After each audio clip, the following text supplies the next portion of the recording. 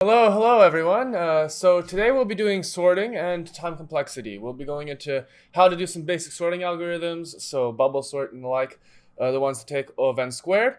And we will also go into what it means to have something be big O of n squared. What is big O notation, big omega, big theta, how to approach questions about that in terms of quizzes, and how to do it for your own assignment, how to evaluate time complexity for yourself. So to get right into it, we'll go into our agenda for today. And on our agenda, we've got, again, quadratic sorting, an application of sorting to an actual app, some quiz tips for when you're doing sorting, another application of it, and then we're going to do stuff with big O notation and our time complexity tester. Now, before I start out, and if anybody has any questions to begin with, I'd be happy to answer them off the bat. And otherwise, we can begin with the slides. So, up to you guys. If you have any questions, now is the time to ask. Or otherwise, you can ask as we go along. All right, so getting into the slides, what we've got today is time complexity and sorting. So for today's topics, we'll be going into quadratic sorting. What does it mean for it to be quadratic? What is sorting? And afterwards, we'll do time complexity. So first, what is sorting? Sorting is taking something that's out of order and then putting it into order. So we could have anything that could be completely chaotic, and then when we run a sorting algorithm, it's going to swap things around and put things in the right order such that everything is going from smallest to biggest, biggest to smallest, whatever you want, however you'd like to compare it. Then quadratic means that it takes big O of n squared, which means usually a nested for loop, or every single item is compared to every single other item in the set. That would make it quadratic because, well, the number of items squared. For every single item, we go through every single item. If we have n items, for each of the n items, we will go through n other items, which then becomes n squared, hopefully relatively simply. All right, so that's quadratic and that's sorting. So we can get into actually implementing a quadratic sorting algorithm. To do that, we'll go get our IDE open, and we'll create a new project. Our project will be to create an image manipulation app which uses layers. So if you're familiar with something like Photoshop or similar, you'll know that you can put images in layers. Or even in this broadcast here, I've got layers because I've got my layer for my display capture and I've got my layer for my overlay. And they're in the correct order. If I put my overlay below my display capture, you'll see that you won't see it anymore. If I put my slideshow like above my display or my overlay as well, you won't see it. So these need to be in the correct order. And to do that, we need to do sorting. So let's get into that right now. This one is actually the completed code from last time, but I'm going to create a new one. I'll call it maybe Bad Photoshop 2, but you can call it whatever you'd like. Photoshop 2. And in this project, we will be doing sorting. So first up, we've got just the quadratic sorting part. But before we can sort something, we need to create whatever we're sorting, right? If we're going to sort something, we need something to sort. And the things that we're going to be sorting today are going to be our layers. Again, because we're trying to make sure that our app displays the layers in the correct order, we'll be sorting our layers based on their depth. Now, depth is a property in things like layers for image manipulation programs, where it's where they are in the project, like what layer they're on. So you can have something on a really low down layer. If you know web development, you'll be familiar with it, or from image manipulation.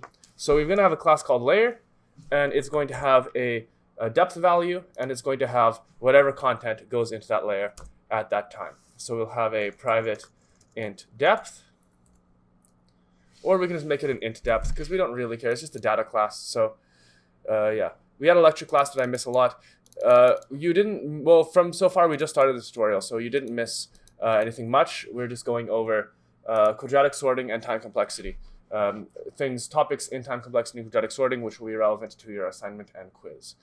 And I believe right now in lectures you're doing stuff like comparable and iterator, which we're not seeing yet in the assignment or the quizzes coming up. So yes, today we're doing quadratic sorting and time complexity. To do this, we have a layer class which has a depth and it has its contents. So like we showed before in, I think, the first tutorial, we can represent an image as just a 2D array of colors, and I'll call it contents. And these are all our layers made up of. It just has an image, which will represent as an array of colors, and the depth, which is where it should be drawn, and we're going to be sorting by this. So this is what we are sorting based on. Right? Now we can create a constructor, so I'm just going to generate that. We've all seen constructors before, so I'm just going to use a generate constructor, and we'll take the depth and the contents, and I'll put them in the order I want, which is contents comma depth. And now we've got our constructor. So how do we sort these? Well, to actually do our sorting, we're going to do it in another class. It's going to be called the engine. And what the engine is going to do is it's going to be able to sort the layers based on their depth. So we'll create that class now. And the reason I have it in a separate class is that with the rest of the program, like with the graphics of it, it wants it in a separate class. So that's why I do it this way. But for this one, I'm just going to say private static void sort. And it's going to take an array of layers, and it's going to return those layers in order. So the array might have the layers in the wrong order. We want them to be in the right order. So going into it first, let's try to do a bubble sort. If we're doing a bubble sort, well, first thing we need to do is we need to actually establish some variables. We need to establish the length of our list. We need to establish the for loops, and then we need to swap the elements. So how does bubble sort work? Well, bubble sort first iterates through the whole array, and then compares each element in the array to the current element. If they are out of order, we swap them. So it's a very simple algorithm. It's just that. It goes through the entire array, and it says if these two are in the wrong order relative to each other, we're just going to swap them over. And then it does that over and over again until eventually the entire array will kind of bubbles up to being sorted. So first I'm going to say, int length is equal to layers.length. And the reason I do that is just so that I can keep track of it outside of the actual for loop, outside of using .length, because sometimes I want to subtract from it to be able to enhance the efficiency a little bit. Then I'm going to do my dreaded nested for loops. Now these are, of course, a risky thing to do because we know about, or we'll see later in the session about time complexity, that having nested for loops can be a bit suspicious. But it's okay, we'll do it anyways. So int I equals 0, I is less than length minus 1 I plus plus. So we're just going to iterate through our array, right? Nothing we haven't seen before. We're just iterating through. And now we're going to do another for loop for int j equals 0. J is less than length minus I minus 1 j plus plus. Now that one might look weird, so I'll explain it. And of course, if you have any questions, you're welcome to ask them now. And then we do our swapping step. So first I'll explain this one. What we're doing is we're saying that, well, the length is the length of our thing, right? And this is doing the outer iteration. So this is, I think we are, I guess this is the outer loop so that we can go through from each element. And this is saying that we need to go through a smaller and smaller part of our array as we sort. So you'll see on the practice quiz, you remember you had the question which asked if you have an array and you run 5 iterations of a sorting algorithm or insertion sort, I think here we'll do bubble sort, what will be the state of the array? Well, we know with bubble sort, it'll bubble the biggest one to the top. So we know that after one iteration of bubble sort, we'll know that the thing at the top is the biggest. Because of that, we can actually subtract I from our length. Does that make sense to everyone? Because what we're doing is we're saying that for I is 0 until the length, so for everything in the array, we're going to go through, but we're going to do a second for loop. And that for loop is going to go through everything in the array again, except it's going to subtract I. So at first, it's going to be 0. It's going to go through the whole array. But after the first iteration, we know that the biggest thing is going to be at the top. So then we don't have to go through the whole array. Instead, we're going to go through length minus 1. Does that make sense? And then we go to length minus 2 because we know the top 2 things are going to be in order. And that goes through until we've reached the entire size of our array. So that's kind of the bubble sort loop algorithm. Does anybody have any questions about how this loop part works?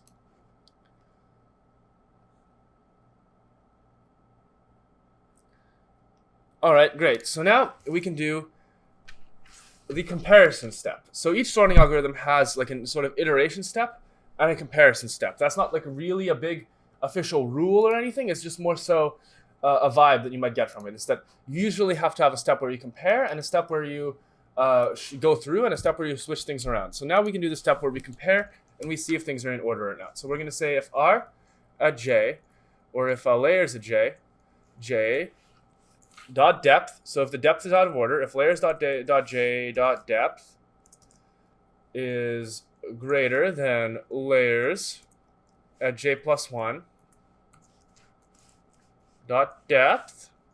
So if these are out of order, what do we do? Well, we swap them. We can say layer temp is equal to the R at J, or the layers at J.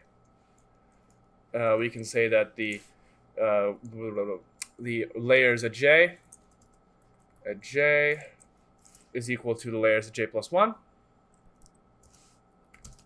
Layers at J plus 1.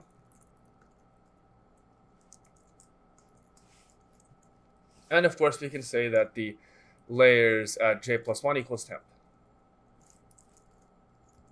So here we swap the two layers around because they're out of order, right? Because if the one that is before in the array is bigger, that means they're not in order because it goes smallest to biggest. Biggest depth. So if they are out of order in terms of depth, we swap them. All right, so that's bubble sort. That's the entire sorting algorithm, and we're done. Now we can just return our sorted array, or we don't even need to return it, right? Because arrays are mutable. So why no return? Because this method modifies the array. Right? Any questions about the this part?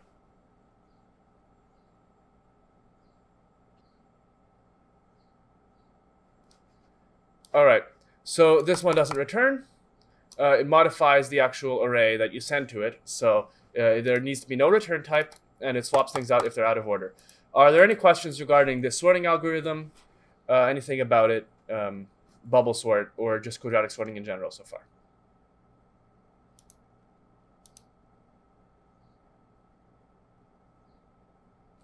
All right, so another thing we want to talk about is, well, the time complexity. So I've got some couple extra slides on that, and here they are. So we've got three different notations we use for time complexity here. We've got big O notation, we've got big omega notation, and when you combine those, you get big theta notation. So what does this mean? Well, big O notation is the upper bound of how slow the method could potentially be. The big omega notation is the lower bound of how fast it could potentially be. And the big theta notation is, if you know Math 240, it's the intersection of those things. Or if you're more familiar with it in a conceptual perspective or like a calculus perspective, you can imagine that those functions are the upper and lower bounds for our actual runtime. And so we can determine the actual speed of our method by finding that if the big O and the big theta ever, or the big O and the big omega ever come very close to each other, we can use the squeeze theorem to find the exact speed of our method. But we won't expect that level of math from Comp 250. But the general, the quick footnotes, what you need to know for Comp 250 is big O notation is how slow it could potentially be. Big omega notation is how fast it could potentially be. And big theta notation is the range of speeds. So what is, like, it can be as fast as the big theta, or as fast as the big omega, and as slow as the big O. So it's definitely going to fit somewhere in between those two. Are there any questions about the three, like, common asymptotic notations that we may use? Yeah, I have a question if that's okay. Yeah, for sure. What's up? You mentioned that this math won't be necessary in 250, but I'm taking 240 right now, and we haven't gotten to intersections yet. But I'm wondering, like, if this is still going to be relevant in things like 251, 303. Like, are there things that we should be doing in 250 to make sure that we're, because I've heard so many nightmare stories about handling 251 that I don't know. I want to make sure I'm really solid on all of these. So are there ways that we can be more prepared for when it becomes more mathematically difficult? Yeah, so what I can say about 251 is that it's not really a course, again, on math. The part that I'm saying you won't probably need is using big theta to find the exact speed of a method, because usually we're not actually dealing with calculating the big O notation or the big omega of a method in these courses. The math is more involved with things like graph theory and things like doing, a good graph traversal Dijkstra's algorithm, which is like a good way to find the shortest distance between nodes. It's all stuff that we'll introduce near the end of Comp 250, and those can be pretty mathematical subjects. And also things like hashing and hash maps. Having a good hashing algorithm is also quite mathematical. But most of the math we'll be doing is less so in terms of time complexity, and more so in terms of actually the math behind algorithms, such as graph theory and stuff So like like everything that falls under 240, right? Like the graph yeah. theory in 240. Yeah, I think a lot of 240 will have overlap with a lot of upper comp courses. I don't know if you'll use like everything. It depends on what you choose to take. I think Right. 251 is not that mathy either.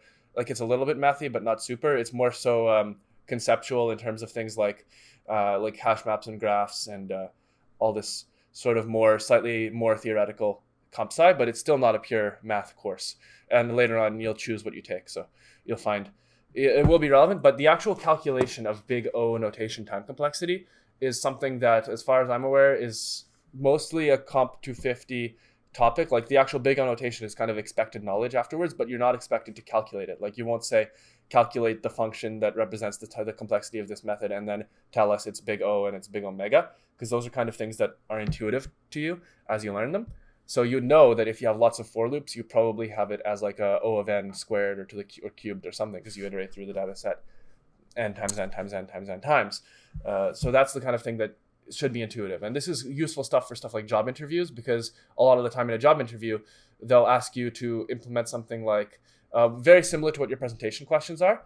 And they'll ask you to explain why it takes a certain time complexity. So they might ask you like, okay, so can you find the number of repetitions in this array?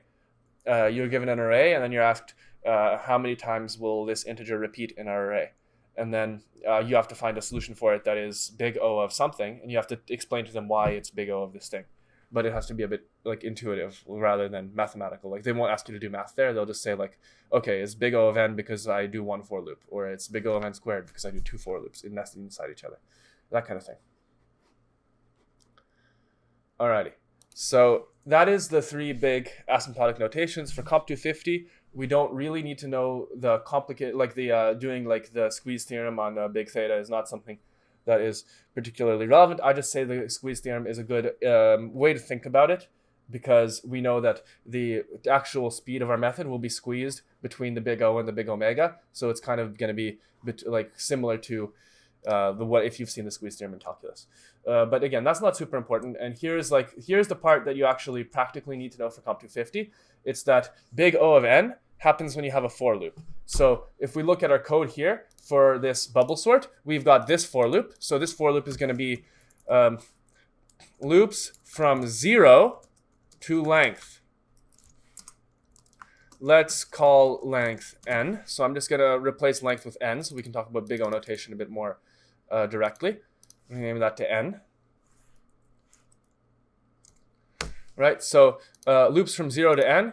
That was going to be, goes through in big O of n. Why is it big O of n? Because we know that it's going to take n steps, right? So if we have n things in our layers, so if n is the length of the layers, we will loop this thing n times, which means that if layers is going to be really, really big, we're going to do it, well, a really, really big number of times.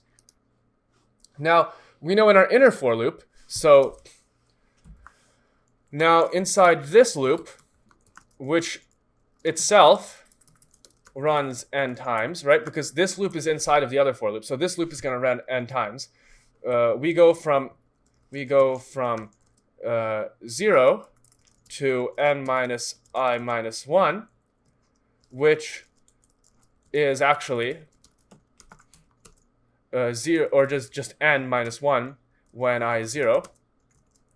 And since big O notation is kind of like it's not an exact thing, right? So if you have something like your method takes your method takes a squared plus b squared plus c squared to run.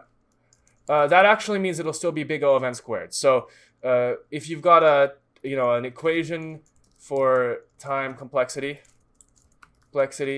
of 46 n squared plus that n plus whatever, right? We don't care. That one is going to be O of n squared, right? We don't care what else is there. We just care that the highest order is n squared.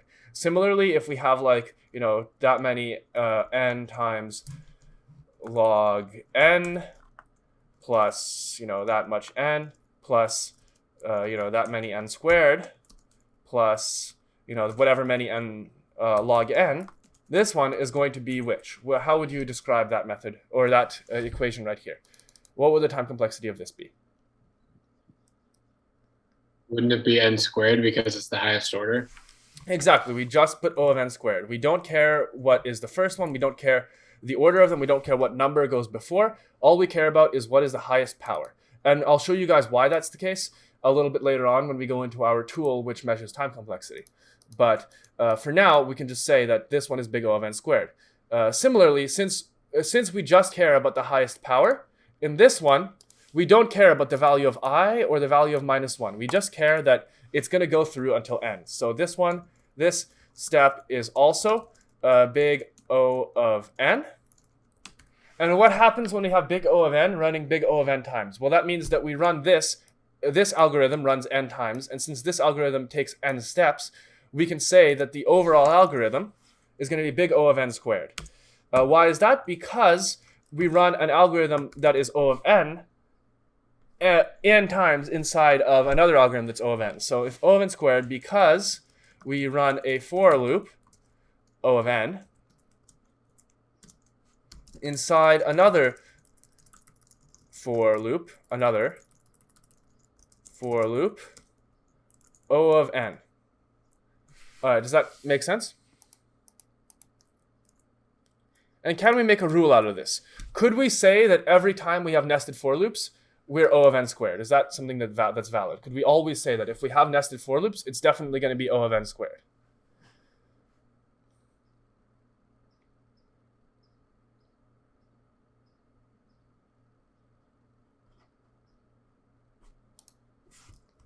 So can we say that anytime we see a nested for loop, our algorithm is O of n squared?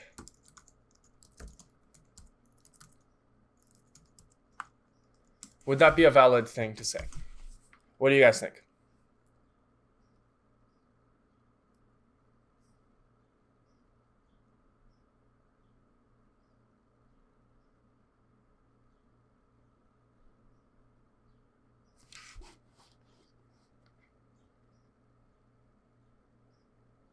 Well, if we think about it, a nested for loop means that for everything in this loop, we're going to multiply our constant. So for the range here, from I to n, we're going to run, right?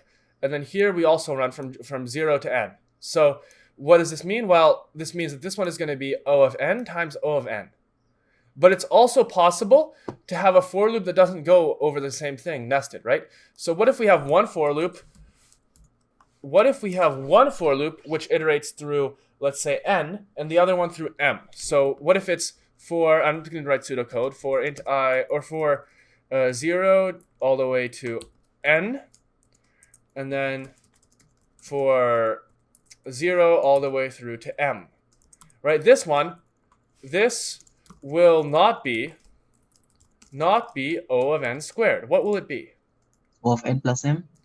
O of n plus m would also not necessarily be accurate, right? Because what happens? How many times does this run? Because this is inside of this for loop, right? This outer for loop contains this inner for loop. So actually, could we say it's n plus m, or would it be something else? N times m? Yeah, that would be O of n times m. Because here, since we run this m for loop n times, we can say that this will be O of n times m. So the important part is that we care about how many steps it takes. So this loop takes n steps, and this loop takes m steps. This loop runs n times, taking m steps. Therefore, it is O of n plus m, or n times m, sorry. Right. O of n plus m would be also possible. O of n plus m would be something like this, like for 0 to n, and then whatever sum code here. And then also in the same method for 0 to m. This would be n plus m because they both run once. All right, so here, this will be O of n plus m. So this one runs n times, runs m times, and then total is n plus m. Right? Oh, the difference between this one and the one above is because the above one is the nested one, so it's n times m, and this, since the below one, like we have two individual for loops, so that's why we have O of n plus m, right? Yeah, exactly. That's why. So because here, each of these for loops just runs once, right? We run n times, and then we run m times separately. Whereas here, we run this n times, and then we run this n times m times. So it's kind of like the thing we run the most. if you see it like that. But yeah, that's the core of these quadratic sorting algorithms. Like how you determine their time complexity visually is you see what their nested for loops are doing. So since here we see that they operate on the same number, they're going to be O of n times O of n or O of n squared. So that's why bubble sort is O of n squared. And now that we've done this, I can just add in some other methods which we could use to show off our drawing applications. So they're not really to do with time complexity or anything. So I'm just going to add them in very quickly. And if you have any questions about them, I can answer. But I'm going to assume that this is like not very necessary knowledge or it's stuff we've seen before. So I just have a layer. Sorry. Oh, sorry, go ahead. Can you explain O of 1 as well? O of 1? Yeah, Is for it sure. O of 1 or O of L? I don't know if it's O of 1 or O of L. Yeah, O of 1. I can explain that for sure. I'll actually write an O of 1 method, and then I'll explain it using that. Okay, thank you. And I'll put up my slides for now. In the slides, I'll explain a couple other ones. I'll go O of 1 right now, because it's the one you asked about, but then I'll go circle back to O of n and O of log n. So O of 1 means that the input size does not affect the time complexity. An example of O of 1 would be a getter, something that gets something out of it. Or like, for example, if you have an array and you want to get the fourth element, getting the fourth element of an array is O of 1. Because if you have an array of length 10 million, it will still take the same amount of time to get the thing at index 4 as it would if it was of length 4. It takes the same amount of time no matter how big the structure is. And that's why big O of 1 is very important. Because imagine that you work in Facebook or Twitter and you have, let's say, 1 billion tweets. You want it so that when you grow and you have 10 billion tweets, that it's not going to be super slow. So you want your algorithms that deal with these things to not slow down as the size of your data set increases. And because of that, you want to increase the number of things that are O of 1. The way O of 1 things look is they have no loops, and they don't try to go through everything. They just do one operation. And an example of that would be something like, what do we have here? How about just in the code, I'll do this call right here. So this is O of 1, right? No matter how big layers is, replacing it with an empty one is going to be O of 1. Another one that could be potentially O of 1 would be, no, actually all of my methods here that I had were O of n. But if I were to, these ones are all O of n. I can write one that's O of 1 for you, but it's not really part of our demo. An O of 1 method, so I'm just going to call it, public void O1, O of 1, will be like this. We have a stack of any length, let's say a stack of strings, and this is just the Java util stack, and it's going to return a string, and we're just going to say return stack.pop. Right, now, let's actually import stack. String import class. Okay, so now this is O of 1. Why is it O of 1? Because we can give it a stack of length 1 million. So with a stack of length 1 million, it will be the same speed. The same speed as stack of length like 10, right? Do you know why it's like that? Like, can anybody tell me why will this method take the same amount of time as its why will this take the same amount of time for something of length like 1 million as it would with length 10?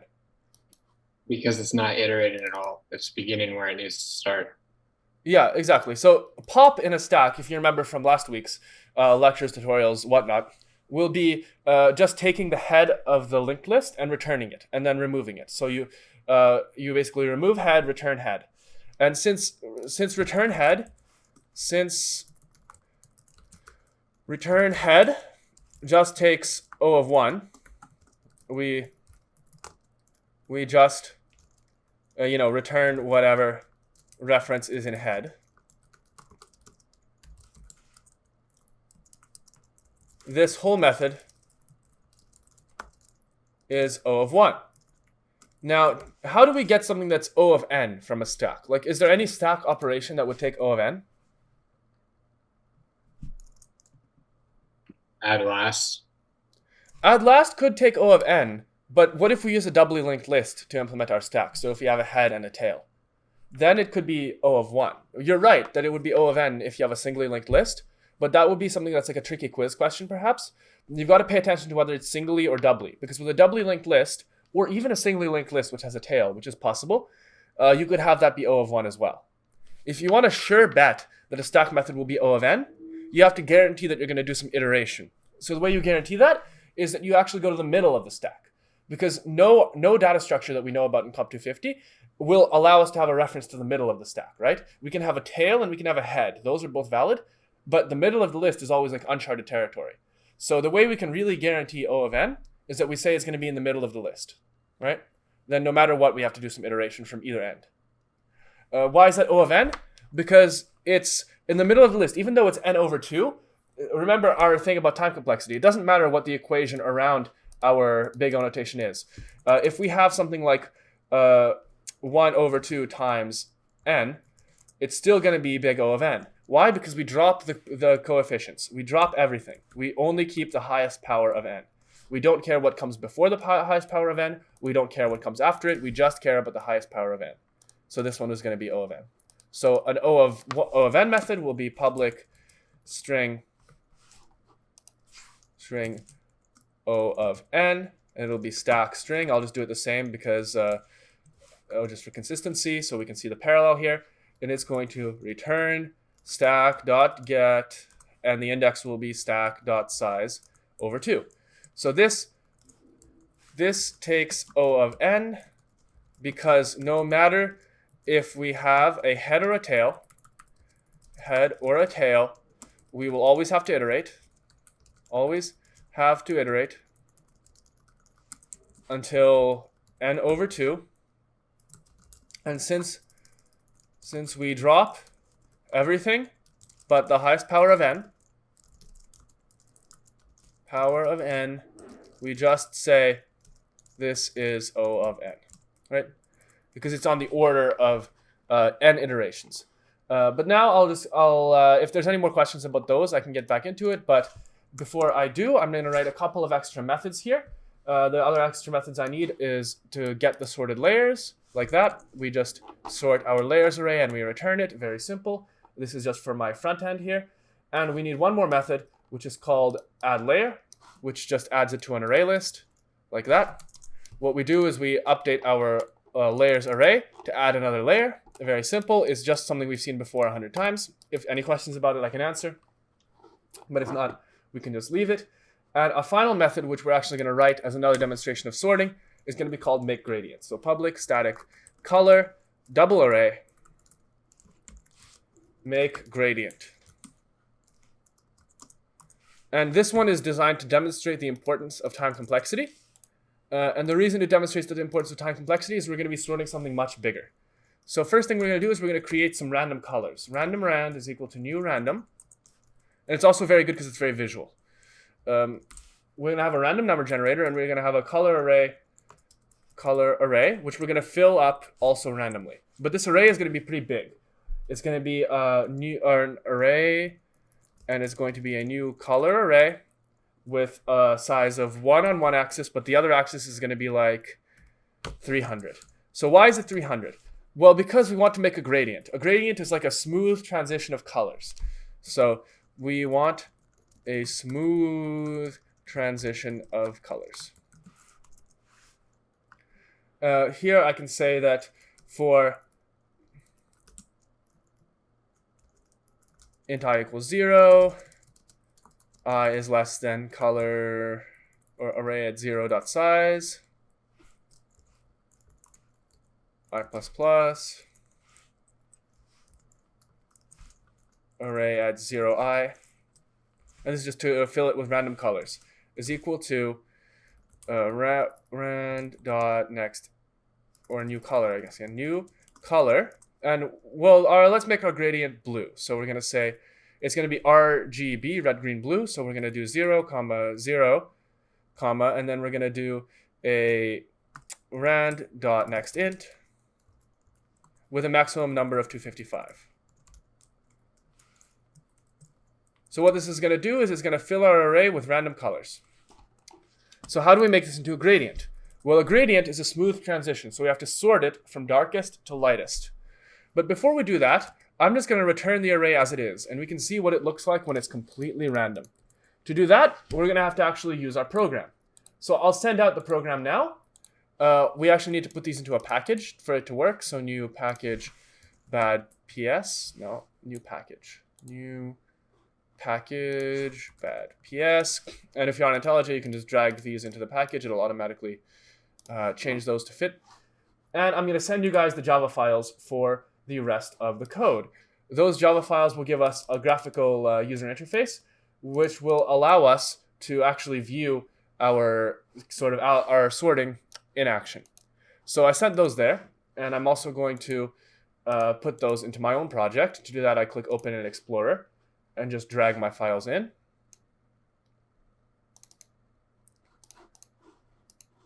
All right, and now if I run my app,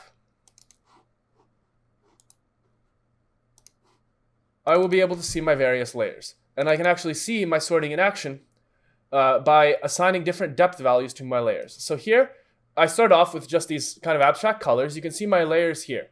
I've got this one at -3, this one at -3, and as I move the depth up, it sorts them based on their depth. And the higher they are up in the array, the sooner they get drawn. So if I move the white void back, well, I guess I'm moving the pink line back.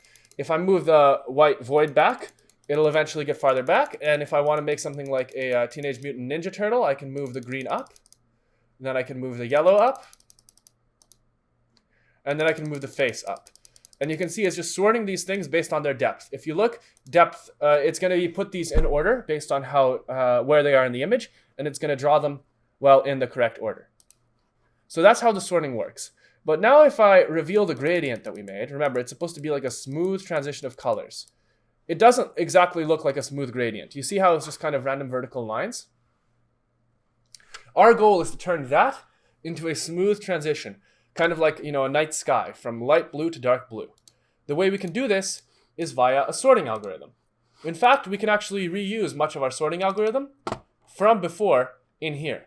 Here we had our bubble sort from before. So now I can just modify this bubble sort to work with a different kind of thing. So here, instead of, it's not called layers anymore. Now it's called array. Array, array, array. Array, array, array, array. But now I keep getting these compile time errors. The first one I get is that, well, depth is not valid. And that's fair. But also, this array is a 2D array. So how am I going to deal with these things? Well, first off, I want to actually not sort the array. I want to sort its subarray, right? And instead of doing anything from that, I also should be saying array at 0 that, because again, I'm sorting the subarray. I only care about the subarray at index 0. So I'm modifying this bubble sort right now to work with a 2D array. Like that, like that, like that, like that, and that. But now another issue I'm having is that this is a layer, so this should be a color, because we're sorting them by colors. And our final issue is that colors don't have a depth. Instead, they have channels. So I'm going to be sorting them based on how blue they are, because the only value we have is how blue they are. So this is going to sort them by their blueness. So again, it's the same bubble sort as before, O of n squared, except this time, this bubble sort will, well, it will actually create a gradient for us. So these are two applications of a sorting algorithm. This is two bubble sorts running at the same time. What's wrong here? It doesn't return. Why is that? Because I put my return inside of my sort. Oops. Here we go. Now it should work. So now this bubble sort, which I just copy pasted from our earlier code, will be able to turn our gradient, which was once random, into a beautiful smooth gradient. See? Now it goes beautifully smoothly from dark to light blue. And if we use that with the face, we can have some weird artsy painting where we've got a face on a blue gradient for whatever reason. Right? But what happens now if I increase the size of my array past 300? Like, what'll happen? What if I make this 8,000? What do you guys think is going to happen?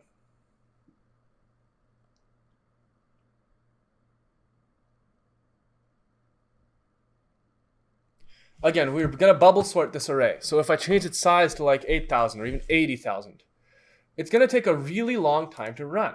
And we're actually going to be able to see how it slows down a lot. So if I set it to 80,000 length and I rerun the app, we can see it's taking a long time to run. Like a really long time to run. Like I've already hit run. It's already running. It's just taking forever to finish. And the reason for that is it's sorting 80,000 with bubble sort. Is it even going to open anytime soon? Let's see. Let's check our usage here on our CPU. Our CPU is being used a lot by IntelliJ. I'll bet that's an entire core being used right now. Change graph to logical processors. It's using a ton of our CPU, and it's doing seemingly nothing. But there, it finally opened. You see how long that took? It took absolutely forever to display this gradient, and it won't even load properly. Like, that's how slow our bubble sort was. But, you know, we might actually have to sort things of size 80,000 a fair bit in real life.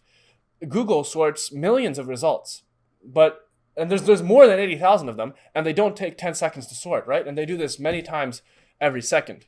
So the reason for that is that they have a better time complexity than bubble sort. Do we see that, guys? Like how when we only had, what is this, like 6 layers, the bubble sort worked fine. It was pretty quick. And when we only had 300 pixels, it also worked fine because we had such a small size, right? But then, as soon as we made it really big, we could see that it got really slow. So can anybody tell me why is that? Why, when it's of size 300, does it load instantly? And when it's of size 80,000, does it take literally like 40 seconds to load?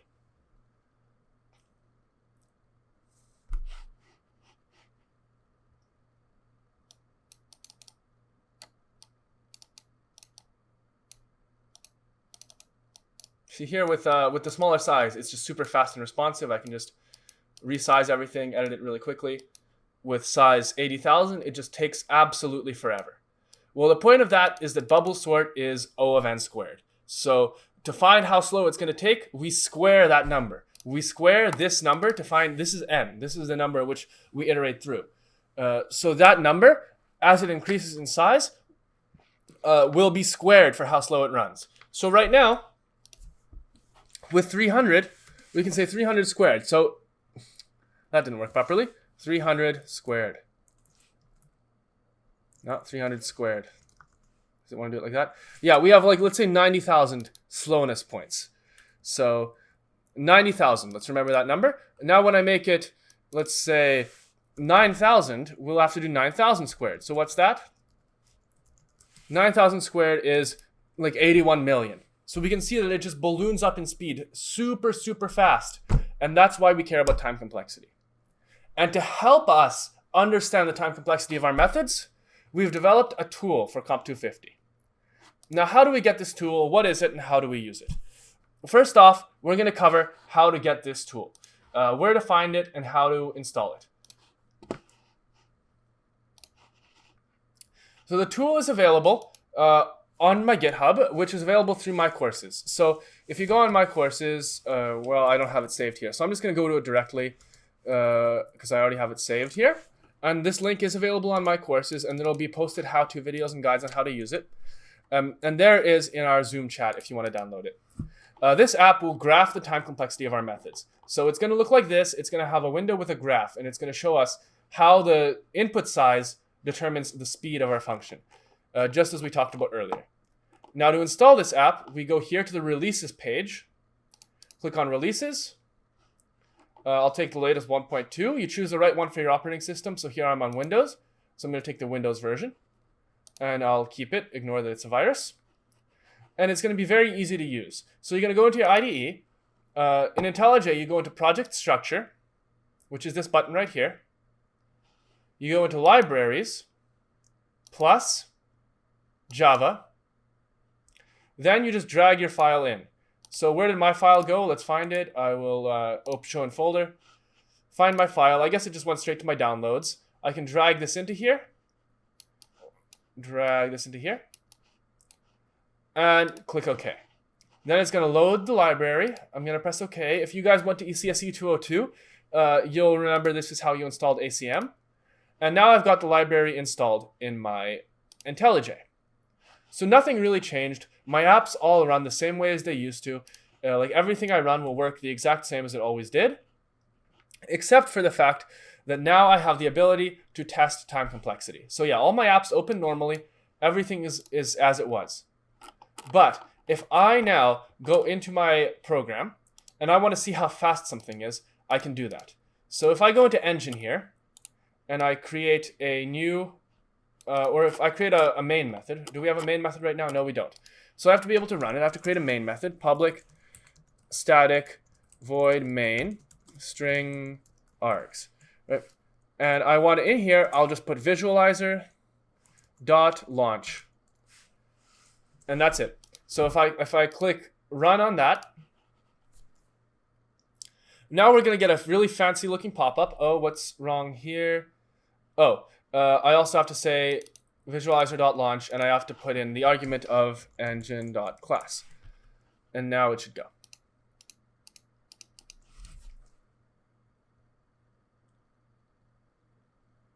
And there we go. So we have to pass it the class name that we set, and then we'll get this fancy window with all these graphs. Now these graphs might be hard to read at first, but what we actually give you here are examples of how fast things run. So we've got our built-in methods for Java, and we've got mathematical demos. So if I just show you guys mathematical demos, we can see how fast n squared, O of 1, and O of n, and O of n log n are. You can see in blue we have O of n, in orange we have O of n squared, and in green we have O of 1. And we can see how their graphs relate to each other. And we can also see that as we increase our steps per iteration, which is basically like taking the limit as n approaches infinity, we can see which ones stay big and which ones don't. If you remember in calculus, when you take a limit, you can just ignore everything but the highest power. This is the same idea. We can see here that n log n, O of n, and O of 1 all became insignificant lines at the bottom, which may as well be 0. And O of n squared has exploded up to be the only thing that matters, right? This is how we can determine time complexity. Remember in the slides how I said that we have big O, big omega, and big theta. And how big theta is how fast our method actually is, or more so, it's a binding of how fast our method actually is, right? If this is big O of, or if this is big O, and this is big omega, then big theta is what's in between my hands. So what we need to do is we need to find our big theta. How do we find our big theta? Well, what we do is, let's say we want to find the big theta of this Q get from middle.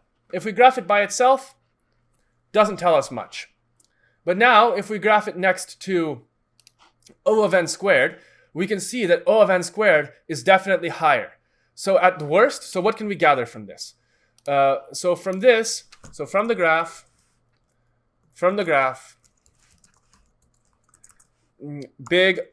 so O of n squared is much bigger than our method. Right? What else can we gather from our graph? Well, nothing right now. So let's also compare it to something else. So it's definitely way, way better than O of n squared. Now if we compare it to O of 1, what can we say? Well, we can see that our method is definitely way worse than O of 1. O of 1 is just a line at the bottom, and our method is just running away from it. So we can say that O of 1 is way better than our method. Okay, so we're narrowing it down. So right now, our big O of n squared is way worse than our method. That's what I meant to say. O of n squared is way worse than our method. So these should be facing different directions. O of n squared is way worse than our method. O of 1 is way better than our method. So maybe our method could be compared with O of n log n. Well, we can see that n log n is still worse than our method. It's O of n is O of n log n. N log n is worse than our method. So that could be a good maximum, right? That is worse. It's still quite a lot worse. And how about O of n? How does it compare to O of n? Well, it's pretty close to O of n, right? Like we can see they're growing at a similar rate. They're very similar, right? So we could say that our method is probably O of n, right? So O of n approx equals our method. Right? Our method, it never goes above O of n, so it's bounded by O of n, but we could see it's increasing at roughly the same rate. Our peaks are kind of as big as O of n. Of course, we sometimes drop, we sometimes go down, because again, as we showed in our slides, our actual speed will kind of be oscillating between our big O and our big omega. So we can say that our big O is probably big O of n. And if we want to find a big omega for this, we could also do a similar thing, but we're basically never asked for big omega. We don't care really in Comp 250. But if you want a big omega, you could maybe say log n, not sure. We never tested it. We don't really care. We only care what is our big O, and in this case, we can say that it's big O of n. So we found the time complexity of this method, right? Does this make sense to everybody, how we did that using this graph? All right, but what we might see as missing here is actually our own methods. Because right here, none of the methods we wrote are showing up in this list. So to put these into our own list, we actually have to do something called an annotation. If you remember previously, when you were writing your code last assignment, if you were using IntelliJ, you might have sometimes seen annotations, which look like at override, for example, is an annotation. And again, they're denoted with the at. So what we have to do is we have to write what's called a benchmark method. The benchmark method, which we will annotate with at benchmark, will have a name. So let's call our name equals our bubble sort. And here, we're just going to write our normal method. I'm going to import this as well. It needs to be imported. So boom, boom. Our bubble sort. Now to test the speed of our bubble sort, I will now create a public long. Long is going to be the data type we use to return how slow it was. Test bubble sort, and we can name it whatever we want. It doesn't matter what we call our method. I just call it test bubble sort for whatever reason. And it's going to take a long input, and that's going to be the size of our input. So input is the n. Oh, this should be a comment. Input is the n we are talking about for big O of whatever, right? So big O of n, this is the n we're talking about. And how do we do this? Well, first we have to make sure that the input corresponds to the size of our data set. Here, our data set is going to be an array of layers, right? Because we sort this array of layers. So let's generate an array of layers of the size n. We'll first create a randomizer. Random rand is equal to new random. And then we're going to fill up. Sorry, go ahead. Could you just say again, what was the purpose of putting the at benchmark label above the method you're typing? The at benchmark label will tell our application, the one that we just showed with the graphs, that this method is one that we should graph. So this basically says that this method can be graphed. Okay. And the requirements for a method to be graphed are that it can take as input a long, and it can return a long. Anything that takes a long as an input and returns an input or returns a long is going to be graphable. But of course, to get valid results, we need to follow some rules. So we need to fill our data set up to the length input. So for long I is equal to 0, I is less than input. Well, actually, I guess first we need to create our array. So we'll say layer array test subject is equal to new layer array, and it's going to be of size input. But of course, arrays can be of a maximum size that's an int, so that's fine. It's not like we're going to run a test big enough to be a long. So I'm going to cast this to int, right? But that doesn't work either, so I'll have to do .int value. Again, the only reason I do this is that the size of an array can be maximum of an int. The reason I have it as long in the library is just because sometimes we need to test things that are really massive, so we have the possibility of using a long as the input, but really doing the int value is okay. So here we've got our test subject, which makes an array of the size input.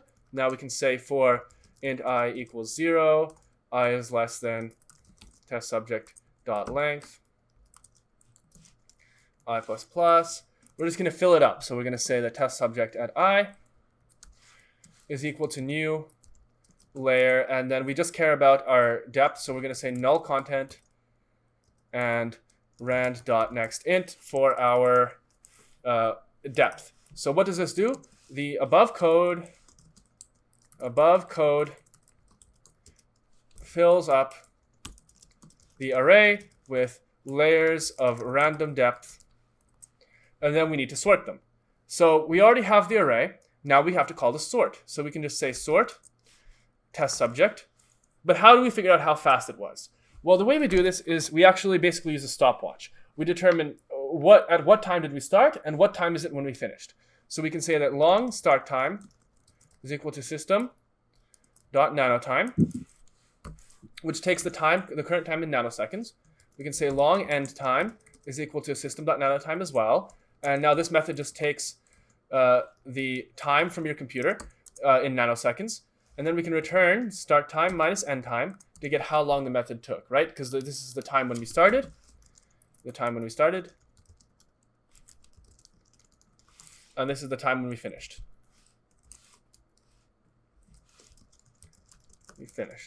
And then that returns the difference. So now we have this test. We don't need to call it anywhere. We can just click run. And then we'll be able to test the speed of our bubble sorting method.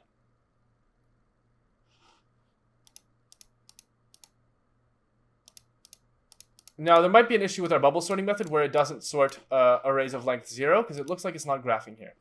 So let's see. Will our bubble sort... let's just say that if layers... I'm just adding this because it looks like it's not graphing. So if layers.length is equal to 0, we will just return. Maybe that's why it didn't want to graph. Let's see.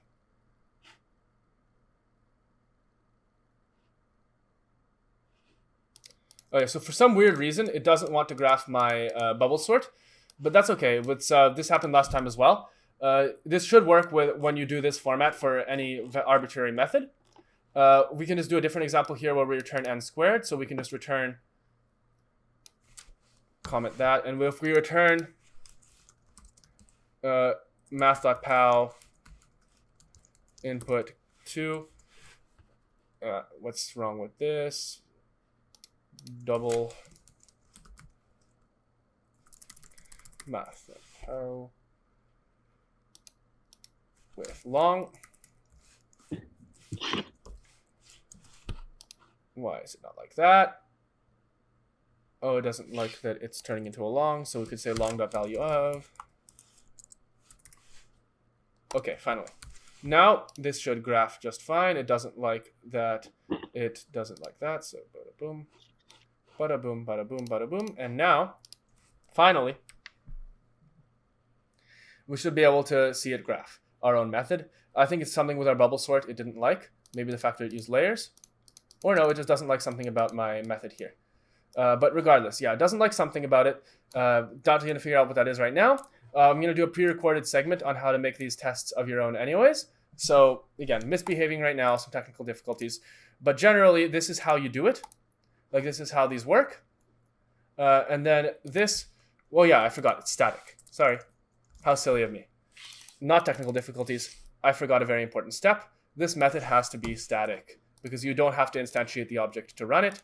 Now, if I run this, we should get a graph. I should really throw a compile time error for that. Okay, so here's our bubble sort, and we can see it run.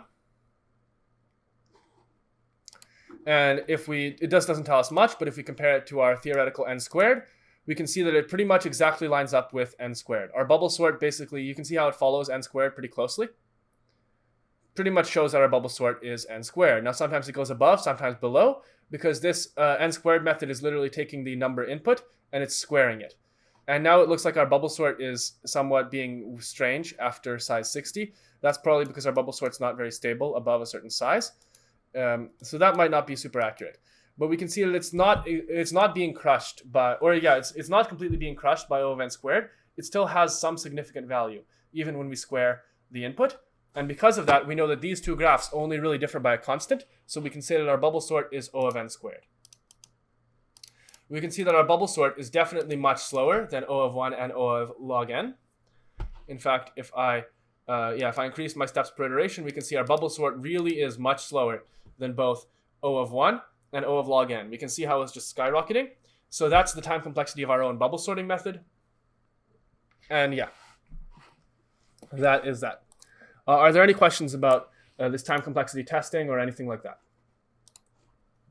Are we missing the one O of log of n something? Oh yeah, not all of them are here. You can add one if you'd like. Like this is all just the basic, the bare minimum. This is what we supply you with. If you want to add O of log n, you can always do that. Like I could even add it here by theoretically. Like I could just say at benchmark. Can you just explain like how O of log of n, like in which circumstances like it can be O of log of n? Just okay. So O of log n. Here I'll put up my slideshow again.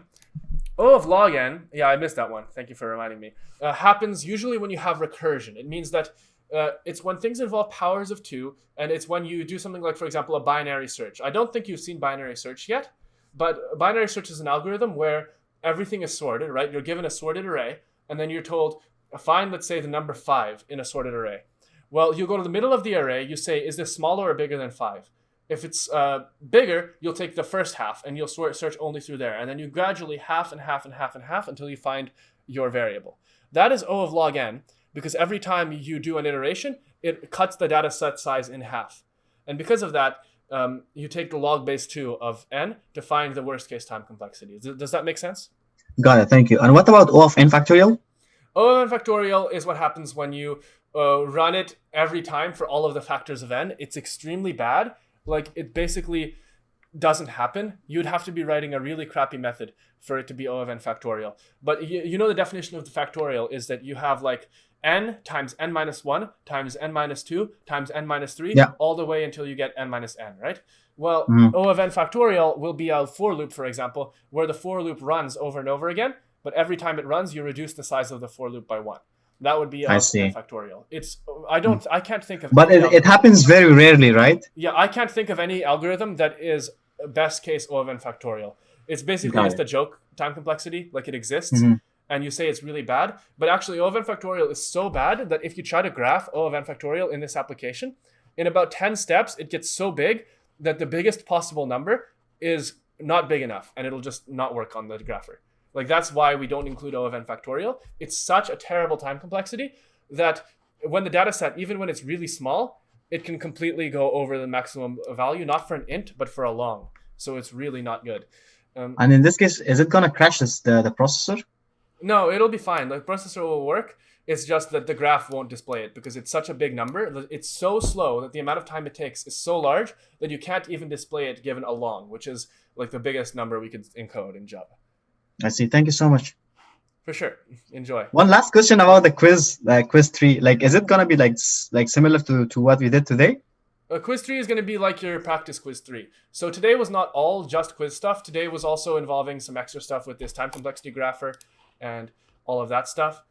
So like this quiz 3 will not have anything on this grapher or anything, but you will be seeing things like over the first n steps of whatever sorting algorithm, what will the array look like? That kind of question. It's going to be very, very similar to your example quiz 3 or practice quiz 3. So if you didn't do that yet, I really recommend it. Thank you so much, Sasha. Yeah, for sure. Have a nice great day. Have a great reading week, everyone. Thank you. You too. All right. Farewell. If there's any other questions that people didn't have a chance to ask yet, then Piazza office hours are always open to you. There will not be office hours during reading week, but of course, when we're back, we're going to be happy to take your questions. And Piazza will not really be actively monitored, but you can still ask, and maybe somebody, if they have some free time, could answer. Anyways, that's us for today. Thank you so much for attending. Have an incredible reading week. If you're watching this during reading week, come on, quit working, get back to relaxing, and see you guys later. Farewell.